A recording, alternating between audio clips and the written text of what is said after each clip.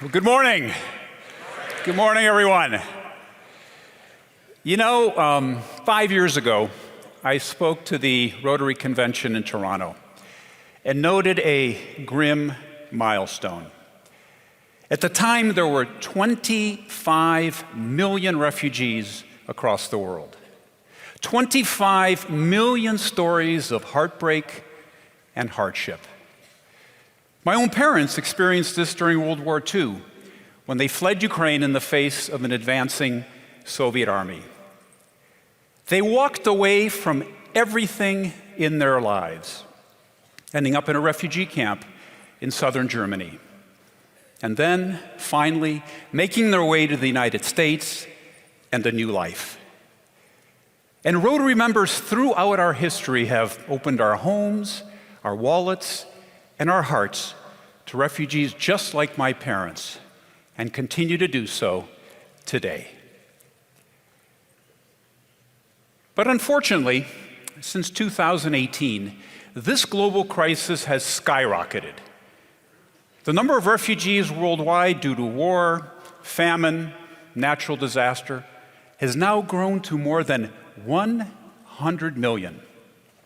Magnified by 4 in just 5 short years, a growth rate that, frankly, no one saw coming.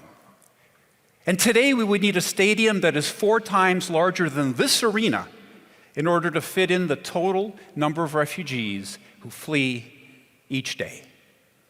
And in the next 5 years, if these horrifying growth rates were to continue, we would need two Melbourne cricket grounds, one of the largest stadiums in the world, to represent the total daily number. Now, 5 years ago, I offered an optimistic vision of peace in the world and noted that the world was on a long-term trend towards greater peace and prosperity. And I think that this is still true. And I still believe that we have all the tools we need to create lasting, durable peace in the world. But I also don't need to tell you, it's been a rough 5 years.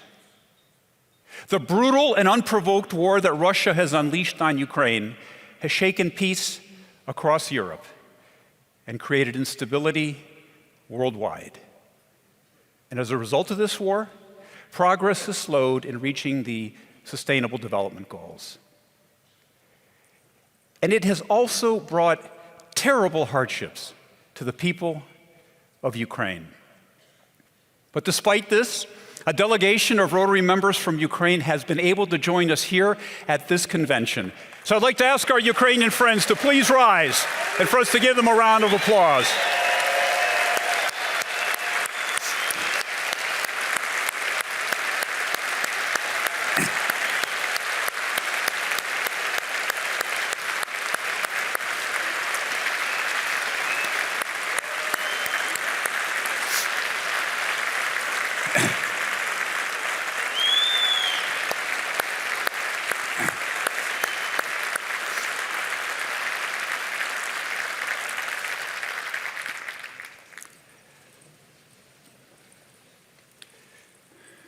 But you know, it's not just Ukraine.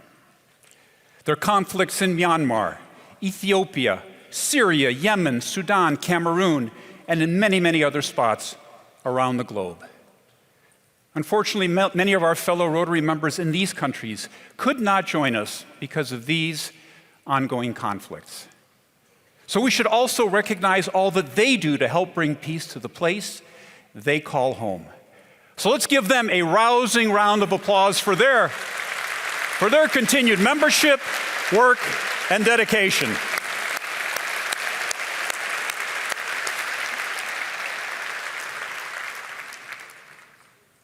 Now, building peace is more than just ending war. It's also about taking on the challenges of food insecurity, the climate crisis, civil unrest, and toxic polarization.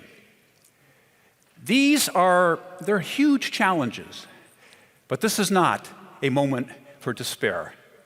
Rather, this is Rotary's moment to step up and take action, because this is what we do.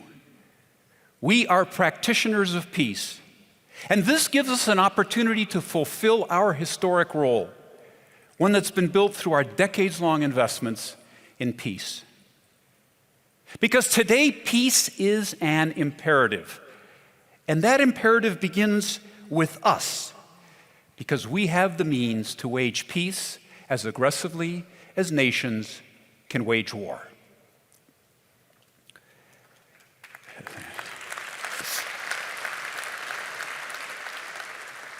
So what does all of this mean in practice?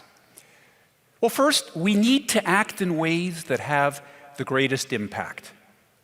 Because the high impact work we do each day creates the conditions for peace. And we know this because the Institute for Economics and Peace, based right here in Australia, has done research on this subject. The IEP collects data that quantifies the kinds of activities and projects that have the greatest measurable impact on creating peaceful societies. And each year, it publishes a global peace index to indicate which nations are the most peaceful, along with the specific factors that contributed to that peace. And the data from the IEP clearly demonstrates that the interventions that Rotary does in each of our 7 areas of focus directly lead to peace. And it tells us that the projects that our members focus on can contribute to peace. So if you're taking action to create equitable access to water, or to improve sanitation, or to educate young girls, or to provide improved health care in a rural community, you are also a peace builder. When you help alleviate poverty, you are a peace builder. When you promote treating all people and all living things with dignity, you are a peace builder. And when you care about community over personal gain, you are a peace builder.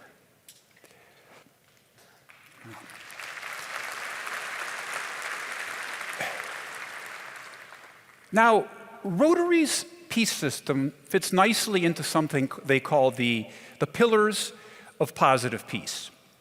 This framework has 8 factors that research shows work together to make for more peaceful societies. One is creating high levels of human capital. And that means giving every human being an opportunity to improve and grow, to have access to health care, to be free from disease, and to help their community thrive. These are precisely the types of outcomes we hope to achieve through many of our areas of focus. Another is the acceptance of the rights of others. And we put this pillar into action through our global grant projects. These projects they're not something that we do for people. Rather, we design them as collaborations with people. Because Rotary is a place where people from all backgrounds can connect, find support, and reach a level of belonging.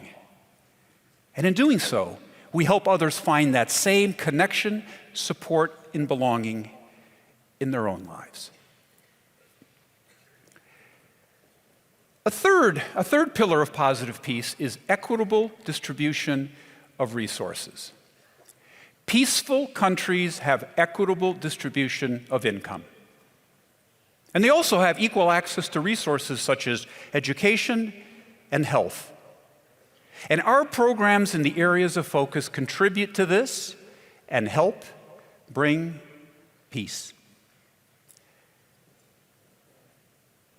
And finally, and perhaps in support of the most important pillar to positive peace, Rotary acts to create good relations between neighbors. And this is true for both how people and nations relate to one another. And Rotary builds these good relations in 3 ways. First, we are advocates for peace. Our members are often viewed as respected, impartial actors within communities affected by conflict and division. Second, we are educators in peace.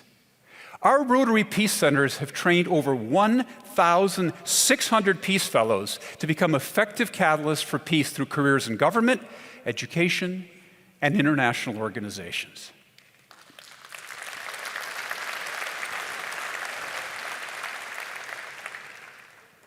And third, we are conveners of peace. Now, when you think about convening peace, our polio work might not immediately come to mind. But over the decades, we have built community and national public health systems throughout the world and have supported and recruited public health workers who continue to have an impact, not just in polio eradication, but on scores of other deadly diseases. And as part of that effort, we've done something else that's simply incredible. Rotary and our partners helped to negotiate days of tranquility that led to ceasefires so that children could be safely vaccinated. And these days of tranquility opened the door to peace talks and the resolution of civil wars in places such as Sri Lanka, El Salvador, and others. And so taken together, all the work that we and our partners have done to eradicate polio is perhaps our greatest, lasting contribution to world peace.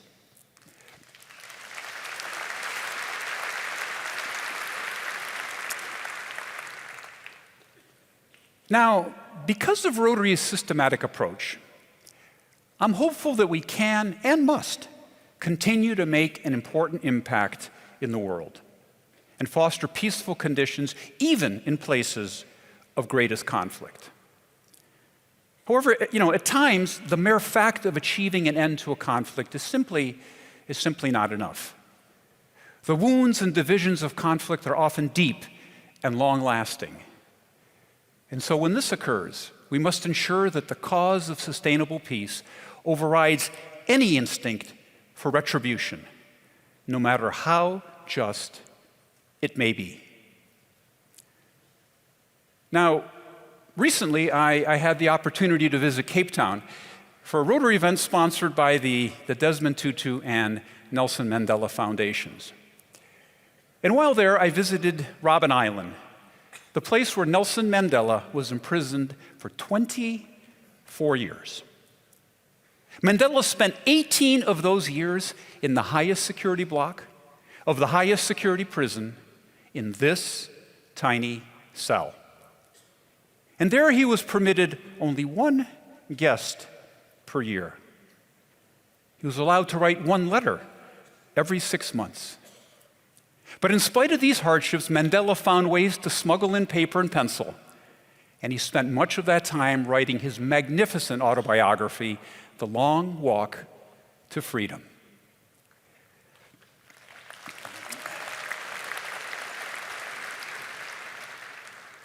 And he also spent that time thinking of his life once he achieved that freedom. He understood the standing he had among his people. He knew that if his country were ever permitted to have free and fair elections, he would be its first choice. And so when he achieved that freedom and later rose to leadership, Mandela could have sought retribution for all that was taken away from him and his comrades and his people. And instead, he put in place a process for reconciliation that permitted everyone in South Africa to receive amnesties for the actions taken during apartheid, in exchange for only one thing: admitting the truth. That process remains a model for the world. It offers hope that all the wounds and the hatred and recrimination can be healed. It shows that even the most damaged by conflict can put aside hurt and hatred for the good of a nation.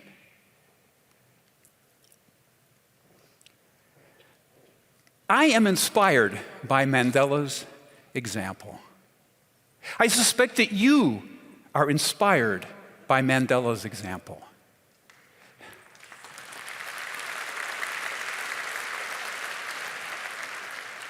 And this is one of the reasons why I still have hope. Even in the face of all the division, the pandemics, the wars, the disasters, and our continued failure to address our greatest risks. I have hope because every day we, as Rotary members, follow in the legacy of Nelson Mandela. And because we are all about bringing people together, bridging continents, connecting generations, healing divisions, and replacing resentment with hope. And that's why I can't help but be optimistic. If we continue to be peace builders through our work in the areas of focus, if we continue to be peace builders by alleviating poverty, if we continue to be peace builders by treating all people with dignity, and if we continue to be peace builders by caring about community over personal gain, we will solve the greatest problems that lead to conflict. We will help the world to heal and forgive. And we will lead the way to lasting, positive peace. Thank you very much.